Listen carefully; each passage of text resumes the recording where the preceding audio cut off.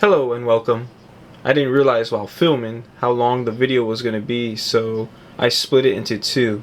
This is going to be part one of two videos. Part one is going to be about creating a grid and also the process of selecting a photo and arranging the composition to my liking. This is again part one. If you want to see the actual painting of what I set up, it will be in part two. Enjoy. So when I start a new painting, I go through a lot of steps. One is I go through some photos and I try to figure out what's the best photo to use. That is if I'm working from photos like I am in this painting. The next thing I do is in Photoshop, I actually go through different arrangements of that photo to see what's the best composition. After that, I create a custom tinted canvas. One is because I don't like working on white. And in this scenario, I want it blue because I'm going to use a lot of white variations. Hello and welcome. My name is Charlambos. I go by Bob. I am not your typical painter. I just got done wrapping up my Kalambaka painting, and today I am going to start my new painting. And what is it going to be? Well, it's going to be wild horses in the snow. When I was in Greece, I was able to get lucky to witness these wild horses in the Pindus mountain region of Ravenna. These horses were roaming freely. Anyhow, the way I'm going to start this painting first is just to speed up the process. I am going to draw some lines. To do this, I'm actually going to use a blue. In case you're wondering, I'm going to use ultramarine. And I'm going to thin it with turpentine. I actually live in California and turpentine is illegal here. But I've saved some from a while back, which I use very sparingly to thin out paint. And also when I make my mediums, because I prefer using some traditional things here and there. I don't know what I'm going to do when my turpentine stash goes extinct, but as of right now, I have to play by California's rules and use the little bit I have left. And once I thin this out a bit, I'm going to start painting some lines. In Photoshop, I actually drew already the lines on the photo, and it's a grid of 16 squares. So I'm going to replicate these 16 squares here. And the way I did it is I made each grid in the middle, then in the middle of each half,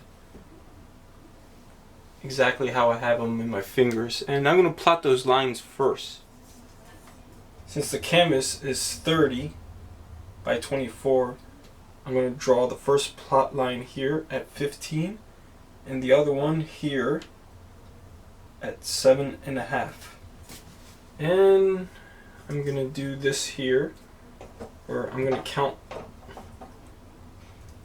1, 2, 3, 4, 5, 6, 7.5. And I'm going to do that also in the middle here. Why? Because I want to be as accurate as possible when I draw these lines. So 7.5 and 15. I'm going to reverse it here. This is a great tool that I got from Home Depot that has come in handy when I need to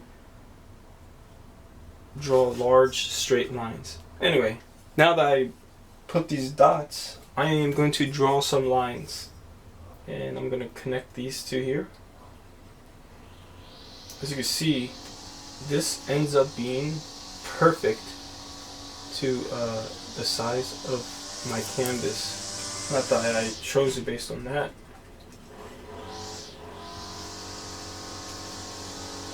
And I'm not really striving to be 100% accurate on this.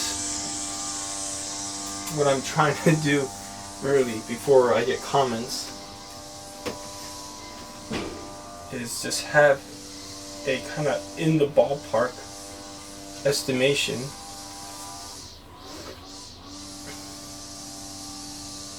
of where the centers are going to be in the painting. And let me draw one more flat line right here. If I put in these lines, it'll speed up the process of my painting, just to get things kind of like where I want them to be. Now that I got the vertical lines, I am going to work on the horizontal lines. And since it's a 24-inch height canvas, I'm going to put lines at the 12-inch, also at the 6-inch, and 18. I'm also going to repeat the process here on this middle line. 18, 12, and 6.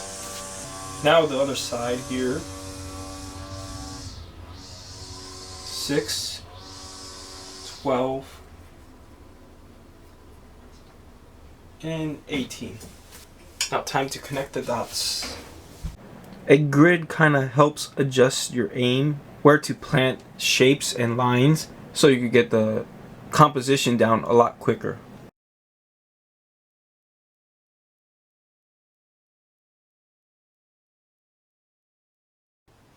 Anyway, if you made it to the end, thank you for watching. Please check my follow-up video, which is part 2, where I actually will start painting.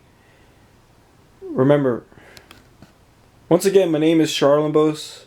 I go by Bob. I am not your typical painter. Thanks for watching.